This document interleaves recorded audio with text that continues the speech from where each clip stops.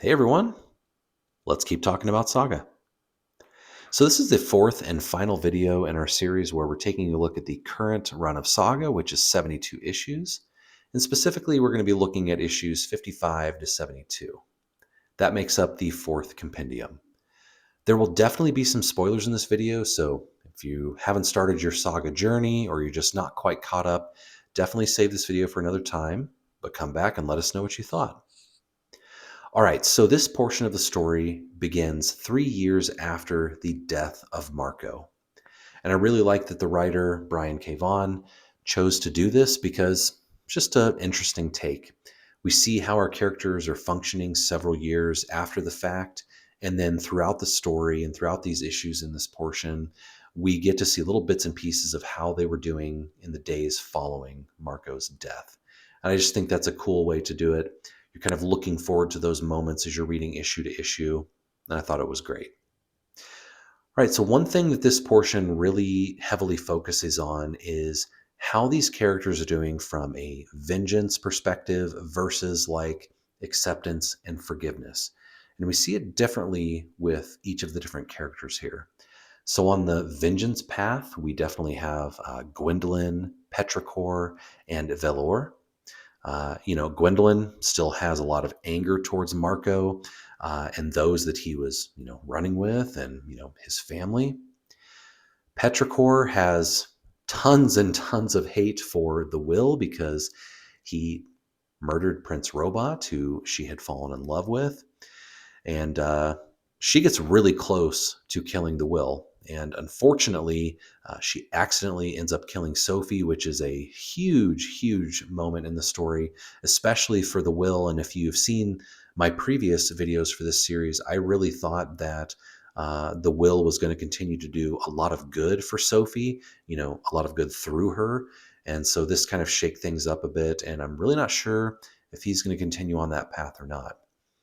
And then later in the story, we see Velor, who is Gwendolyn's somewhat ex-fiance, ex-wife, if you will, and she very much is angry with the people who have kind of broke her up, taken her away from Gwendolyn.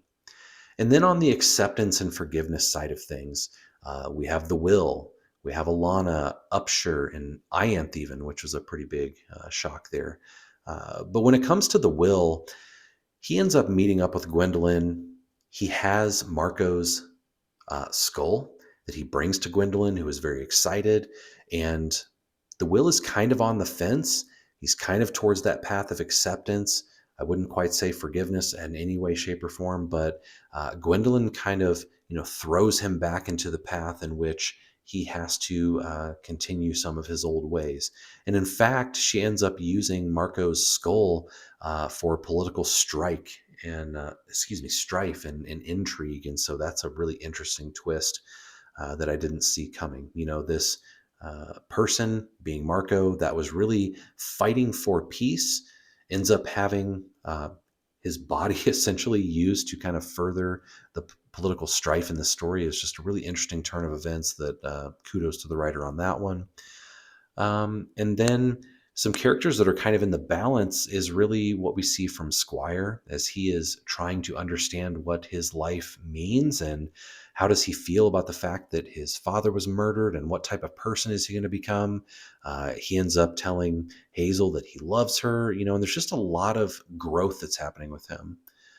For Hazel, she's just continuing to try and figure it all out, who are her friends, who are not her friends, and what is she going to do in this life, and how is she going to grow up in the best way she can in this crazy environment. One of the other characters that's kind of in the balance is Special Agent Gale. He ends up kind of being forced to go after, Alana and Hazel and anyone that is associated with them. And so that ends up being a very interesting portion of the story for sure. One of the things that I'm starting to realize from this story that I really, really like is just the idea of acceptance. We have this entire crazy story that is really built on the fact that two people were believed by two different governments that they cannot be together for whatever reason. And In fact, in this portion of the story, when Special Agent Cole is being brought into the fold, we learn that the idea of Hazel is really just that. The idea of her is terrifying to both of these people. It's not that she can physically do something or that she holds some secret power, it's that her existence is a problem for these two kind of warring nations, three rather. And so it's just really interesting, thinking about it as I come to the end of these issues, that it's all about people not being able to accept two people that love each other. I think a lot of us can learn from that, as everyone should just be accepted for who they are, and they should be able to love whoever they would like. At least that's my belief, and I wish everyone would share the same. But I very much see that reflected in this story.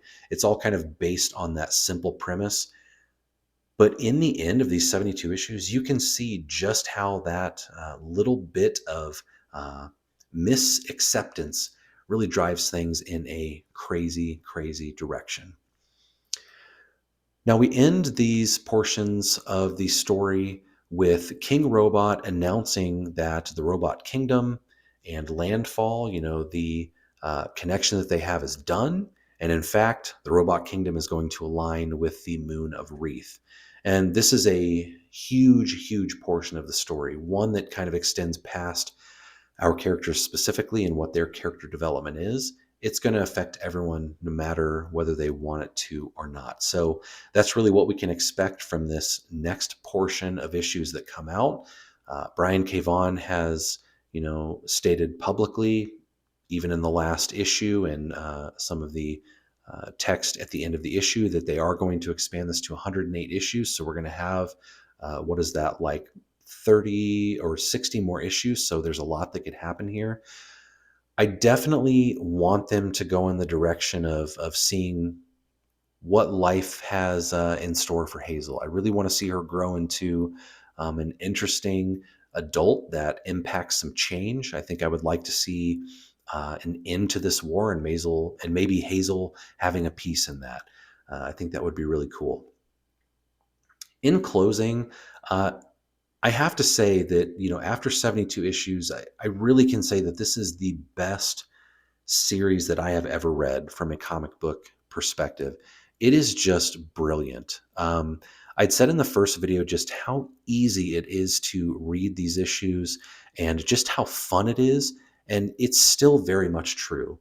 I would say that this last portion of the story, issues 55 to 72, it wasn't my favorite, but that's not really a bad thing. It just wasn't as action packed and compelling as the first kind of three major story arcs were. I really can't even say that's a bad thing because the story is just so, so good. The character development is amazing, and there's just not really any other stories that I've come across yet that do it as well as they do. And I really hope with these remaining, 60ish issues that they're going to have, that they further this, and it's just incredible. I think if you are a fan of any type of sci-fi, epic, any type of fantasy, you really should check it out. And honestly, if you are someone who is not really sure what they like in the comic book world, this is perfect for you. I firmly believe that this is a series that can make people go, I had no clue that comic books could do this. It is extremely deep, it is rich, and I just can't believe how good it is. And I hope that you all enjoy this series as well. Thanks for coming along on this ride with these 4 different videos. I can't wait for the next portions to come out so that we can review those as well. And please let us know what you thought. Definitely interested to see what you think about this series. Thanks, everyone.